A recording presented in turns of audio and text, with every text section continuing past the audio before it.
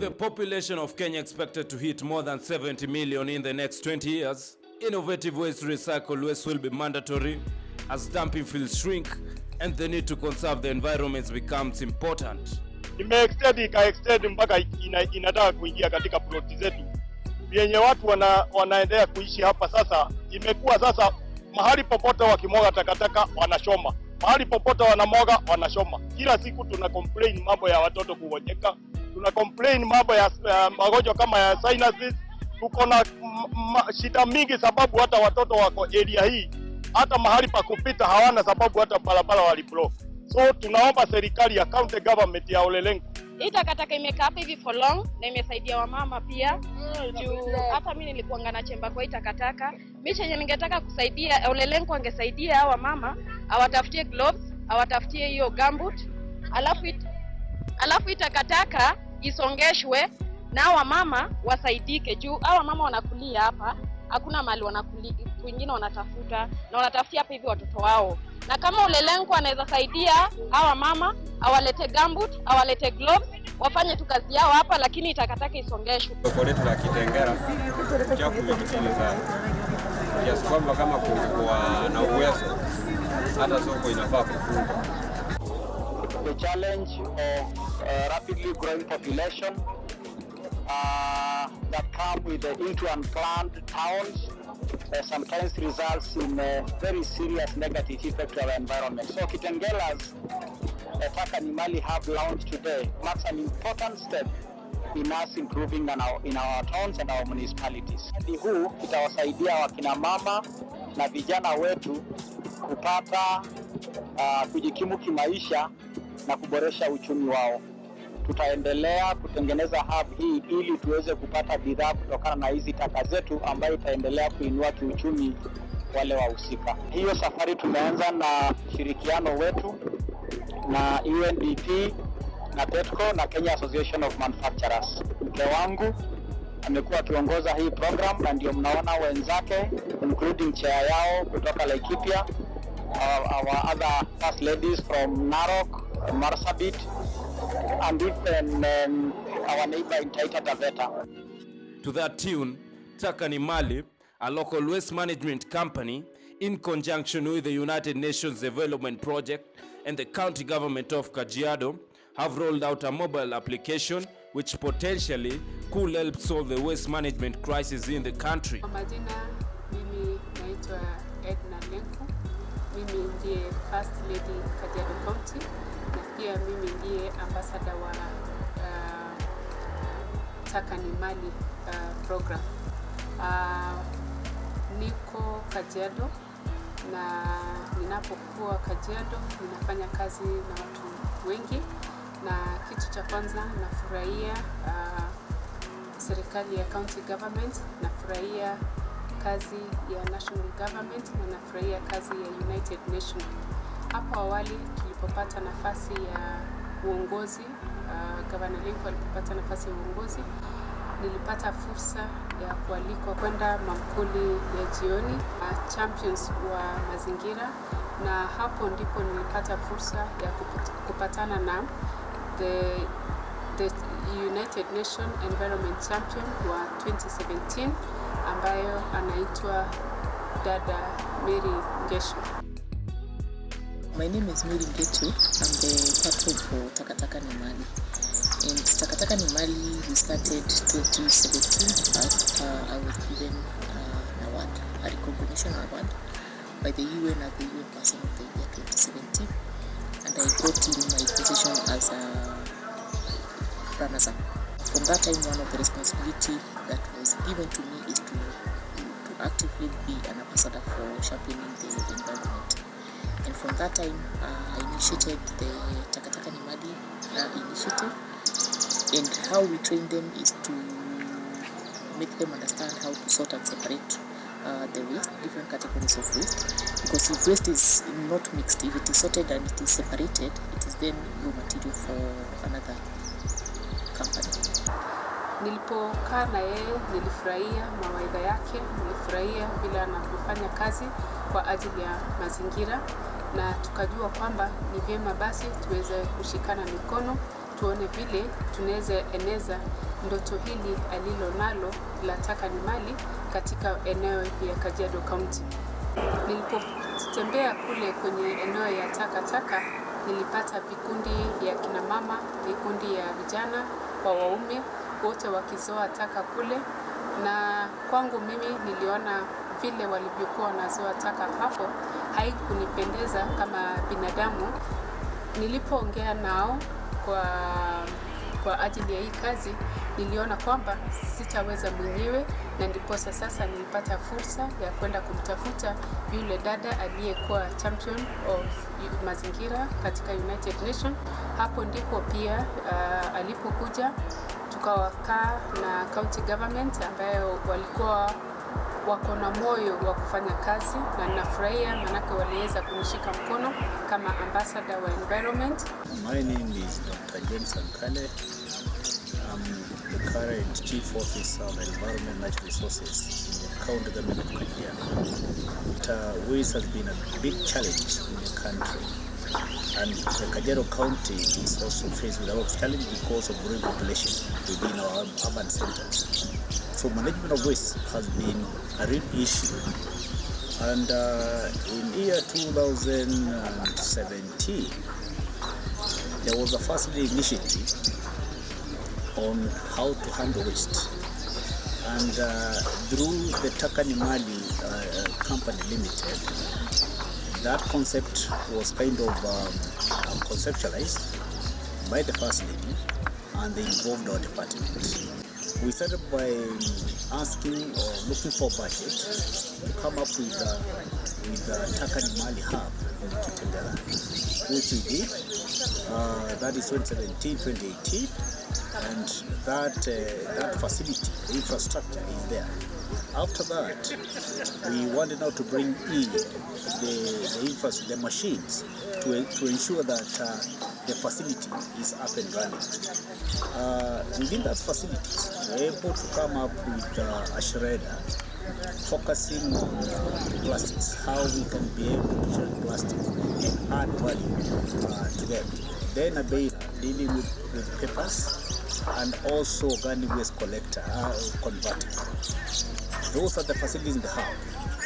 But for us to succeed in that, we had to ensure that women groups were initiated, and even youth groups. These are groups the county had to train with help of the Taka ni Mali Limited. We trained them on how they can do the sorting, how they can clean, sort and separate different types of waste which can be added value, and they accrue that money back into their cooperatives groups. Basi tuliongea nao tukawafundisha kwamba takataka hili, tukichukua takataka hii tupange kwenye plastiki, tupange kwenye karatasi, tupange kwenye machuma, tunaweza pata wanunuzi ambao wanaweza nunua haya taka katika njia ambayo watapata pesa na wanaweza jisaidia. Through the Taka ni Mali Limited, we were able even to buy them protective gears for them to handle that waste, but more so we had to put them into a cooperative and we did training. We had to expand that, and we moved even to another area of Kitengela, area, whereby we recruited some other group of women and put them under cooperative. Then we went to Isinya and Kajiado. These teams are supposed to collect waste, separate them, and then sell them to the hub. So they accrue some money, and after adding value onto what they have brought into the hub, again some fee will be taken into their cooperative account. Sasa hivi wako na kikundi ambao wanaita Taka Taka Cooperative Society. Ni kikundi ambayo iko na members karibu 300. So what we've done is to create an ecosystem where we plug in almost different people with different roles around that ecosystem. And in our ecosystem, we have partnered with the county government because it is first the responsibility of the county government to take care of waste. it is also their responsibility to at least help and empower the people. And we work a lot with the youth and the women in the county government. We have specifically going to start our campaign from the dump site. And what we are doing at the dump site is because sorting, separation, and selling of waste has been happening. But it has been happening in a very informal way. And there are quite a number of opportunities that we have seen that we can be able to tap into in that area if the people dealing with that space can be more empowered. What we do with the county government is to come up with what we call the community-based organizations, and we register them with the county government. And then these community-based organizations that we do, currently we are doing groups of 30, and these groups of 30, then we train them as different groups. So we train them on understanding the different categories of waste, of solid waste. Then we also train them to understand the law of Kenya, what it says about solid waste management. We also train them to understand the hazards that come with solid waste. Then from there, we also train them business skills so that they're able to run the whole solid waste as a business. And we also train them, and in business skills, we train them a bit of bookkeeping, finance management, and also a bit of marketing.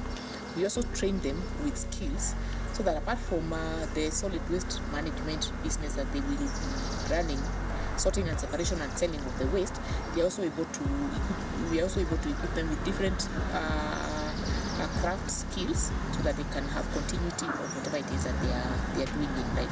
And I give an example.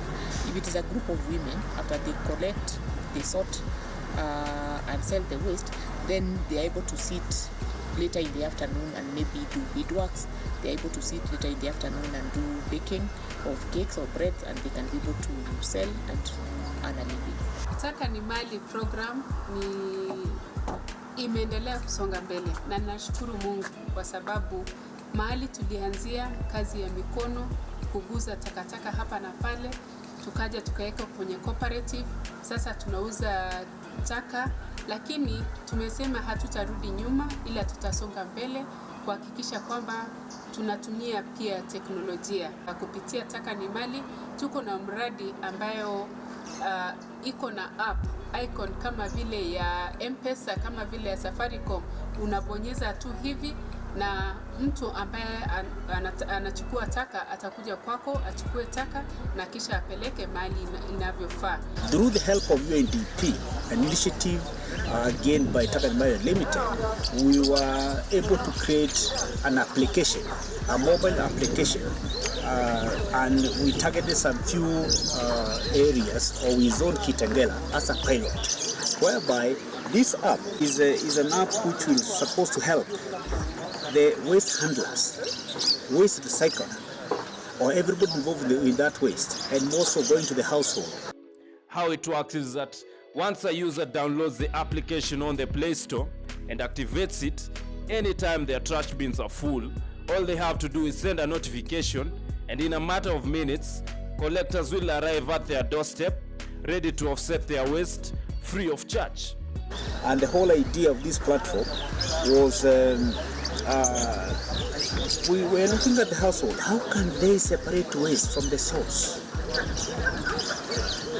And this app is supposed to tell us they have got enough waste in a certain area, and now it can be picked to be taken to the hub. So the whole idea about this application is that anybody with a mobile smartphone is able to access this application, and they register, knowing that an area like Limani in Kitengela will be able to tell us they have got enough waste in this area. So by doing that, we are also educating the masses that let's also sort waste from the source, not wait until you take this waste to the hub.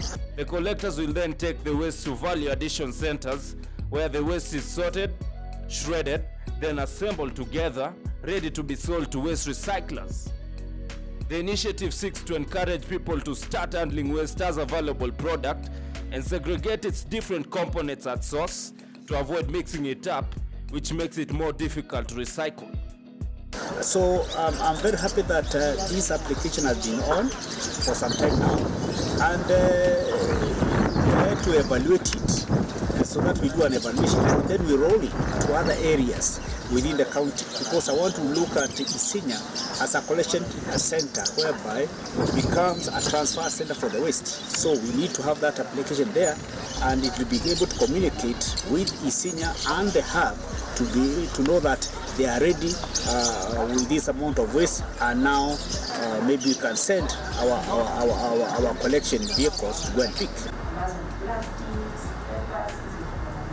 Kwa sababu again, we don't want to solve a problem by creating another problem. My name is Rose Kerubo Mariba. I'm in charge of service provision at Taka Taka organization. The journey has been smooth, though not all that smooth, because we started this journey in July with mapping the area of our pilot. We mapped Yukos, Milimani, Kitengela, Town and Non-Kopir. Secondly, then followed the questionnaire. We came up with the questions of trying to understand how people really take the waste management and how they dispose their waste. We mapped into 3 categories: the high level, the middle level, and the low class. At the first inception, the high class really welcomed us because they had seen a solution to their waste management, their waste problem.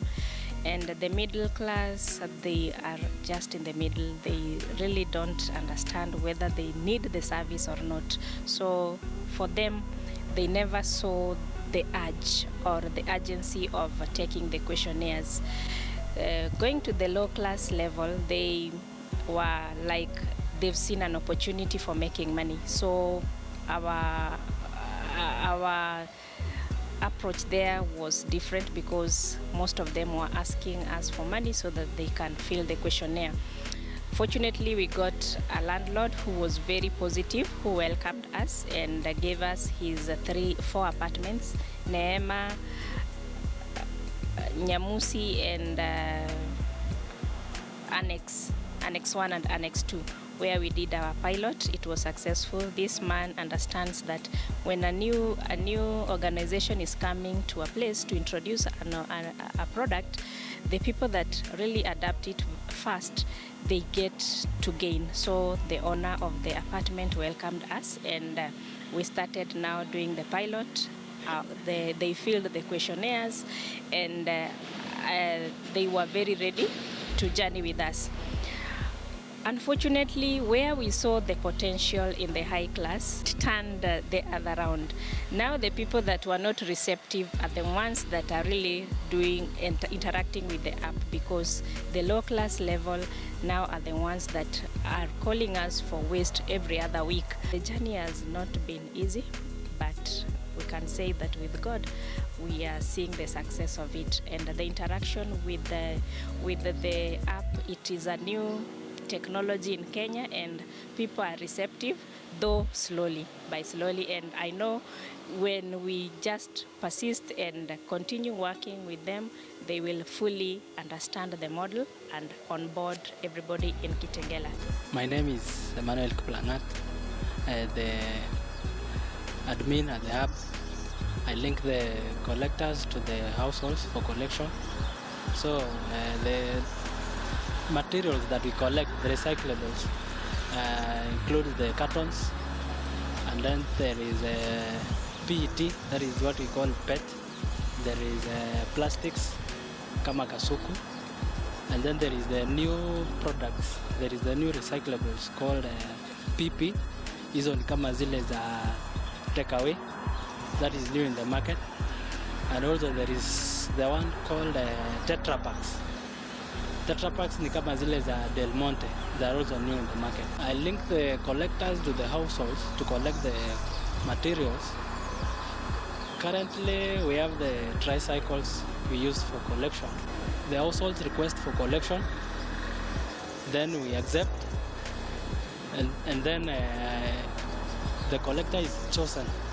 I pick the collector to pick the materials. So for example, we have the 3 collectors, the one at Milimani, another one at Yukos, and the other one at Non-Kopir. So when the request is from Yukos, I pick the collector who represents collection at UCOS. Sure, he goes there, measure the amount of materials from the household, and then bring them to the hub. My name is Leah Kavuna. I am from a group called Nunkopir Market Women Group. We are an environmentalist group, and we work as a collector within the Nunkopir area. We collect the wastes which people have separated. Currently, I must say that the uptake has been very good. People are very interested, considering it's a new way of clearing the mess that is the dump site at the moment. And people just want to see that mess gone, because as you may know, Nunkopir is basically the area that holds the dump site. The Taka Nimali app, I think there's a good uptake. However, Nunkopir is more of a lower income area, so people who are there prefer the USSD, which is more simpler and faster to register. I would say the challenges that we're currently having is still trying to sensitize people on how to separate the wastes. I think that is our major issue. However, people are interested and are really trying. They're incorporating their children, they're incorporating even their domestic servants to do the job. So we feel that in the near future we're going to have a very optimistic outlook in terms of Taka Nimali, and it's going to be something that very many people in the Nunkopir area will be interested in involving themselves with. We collect as a need basis. Like if someone calls and says that they need their waste to be collected, we go and collect it. However, we are working towards collecting at least twice a week and sensitizing the individuals involved that we will only be collecting twice a week in order for our logistics to be much simpler, because most of these homesteads are far from the hub. Part of the group, we have a member who does the collection using the tricycles that have been given or provided by Taka Nimali. On the rollout, I would say that these are very, I call just sweet projects. And in fact, the people are enjoying using this platform. And for me as a county, I'm looking forward to seeing that application in Ongatarongai, because Ongatarongai and Kiseren and Ngong is really growing population-wise. We need to have that because there are the people producing more waste within that area. If we can be able to move to that sub-county, the whole of that sub-county, that Kajiado North sub-county, then we move to the Kajiado headquarters. That is Kajiado Central. I think that can be our phase 2, because now we'll be able to do that. And then I want to connect that application and also the aspect of transportation. That when the people in Kajiado North say that they are ready with the waste, we must also be ready with the transportation, that we have got a vehicle ready to bring that waste to the hub. If they tell us again in Kajiado headquarters waste is enough, waste is there, again we can be able to do that transportation. So there are two things here. Apart from rolling out the application, we must ensure we have got the infrastructure to do the collection. I also want to also look at an aspect that those transfer centers, they have got, let's say, semi-permanent kind of a storage where people can now store what has been collected from the household.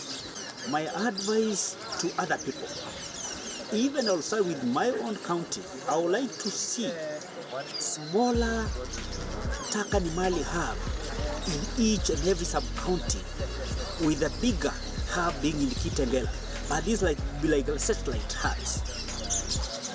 So maybe in future, in our next budget, is also to put some money, ensure that we have got, even if not permanent structures, we have got structures within our urban setup within the county, and be able to connect again with the same application, using the same application. So I want to see that rollout in our county. Now, my advice to other counties saying that Taka Nimali is the way to go. Remember, these are value addition projects. We want to add value onto what we call waste. That this plastic, we can add value, becomes better and give us money. This organic waste, we can add value, we make fertilizer. Using this. These papers, we can add value and maybe post toilet papers, whatever products. So my advice is for us to be able to help our people, we must first sensitize the community, the value of waste. They must know, they must change their behavior, they must change their attitude. Start with that. The next to ask ourselves, we must have infrastructure. So it means we must have some funding. So in our budget, we must put money, one, for the construction of the hub, that's the building, then money for equipping the hub. Then we need some people to work in that hub. We must also put aside some few resources to enable those people move. Then we must have money to train various groups. Not necessarily, but training on how to handle and how to categorize waste. So the whole idea is we must budget, we must work with the people, and the people must own the project. The way we had to go to the dump site, and the people in the dump site had to own that project before we went to these people who are outside the dump site. The need of coming up with this mobile app is so that we are able to almost like create some efficiency in communication, and we are also able to consolidate data, because data is critical and it's necessary for decision making. We are hoping that in the future, if we have enough data of people understanding the different categories of raw material, of the waste that has been sorted, that we can be able to accumulate in a county, then it will help them to make decisions that they can be able to invest in these counties. We are also hoping that if we are able to pilot and be able to prove that this is a system that can work at Kajiado County, we can also be able to scale this across all the counties in the country. We can partner with the Ministry of Environment, and we make it a best practice for management of solid waste. We have different partners at different levels. We have the recyclers.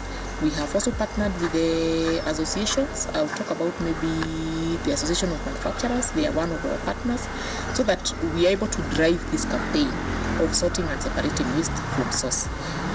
Because right now in Kenya, we have a bill that has been passed of what we are calling the extended producer responsibility. It is then becoming mandatory for any waste producer, and most waste producers will be manufacturers, and what they produce are packaging or products, not necessary waste. It has then become a collective responsibility that the government also wants them to come and help in management of solid waste, so that we're able to take care of our environment. Then with the ecosystem that we have created, like Taka Taka ni Mali, it is then easy for them to come and plug in that ecosystem, so that they are able then to perform their responsibility as per the requirement of the government. So we hope to pilot in Kitengela. This is where we are piloting. We are hoping that maybe before the end of the year or by next year, if we get partners who can be able to help us with resources, we can go across the whole county of Kajiado. We have mapped other 4 centers that we want to put up hubs. We have one partner who we are working with to start the Gong area operation of the hub at the Gong area. Then from there, we are able to be sure and prove that we have a model that is working from the county level, and we can then scale it up at the national level. Mimi nawashukuru kikundi cha mradi la Taka ni Mali, mmekuwa mstari wa mbele kusikia wito wa viongozi wenu, kusikia vile maisha yanavyoendelea, na pia mmekuwa champion wa mazingira, mkielekeza wengine kwamba inawezekana kupata pesa kwa takataka ambayo unatumia kwa kila siku nyumbani. Na kupitia kikundi hiki pia wamekuwa sauti kuu kuelekeza katika jamii kwamba ukitupa takataka kule nyumbani, hakikisha unaweka plastiki sehemu nyingine, unaweka takataka kama vile ya chakula sehemu nyingine, na unaweka makaratasi sehemu nyingine. Hiyo ni kitu ambayo wametusaidia sisi kama viongozi, tunajaribu kufunza wengine, lakini pia kikundi ya Taka ni Mali Cooperative Society wametusaidia kueneza kwamba mazingira mazingira ni yetu, na mazingira lazima tuitengeneze vizuri ikue vyema kuliko vile tulivyoipata sisi wenyewe. Na mimi kama champion wa mazingira ninaweza sema hivi, watu wanaongezeka katika dunia na takataka pia inaongezeka, na sehemu ambayo sisi tunakaa haitutoshi. So itatubidi sisi wote kama wanadamu tung'ang'ane, tuhakikishe kwamba mazingira yetu iko sawa.